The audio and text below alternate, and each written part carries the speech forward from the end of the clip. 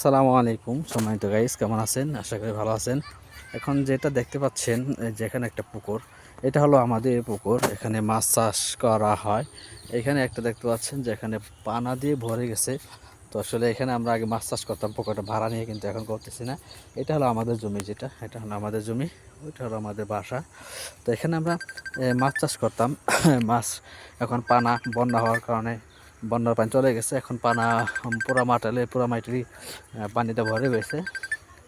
তো এখানে আমরা মাছ চাষ করব আবার। তো যাই হোক, এটা আমাদের বাসা, আপনাদেরকে দেখালাম। এ হলো আমাদের গ্রামের সুন্দর পরিবেশ।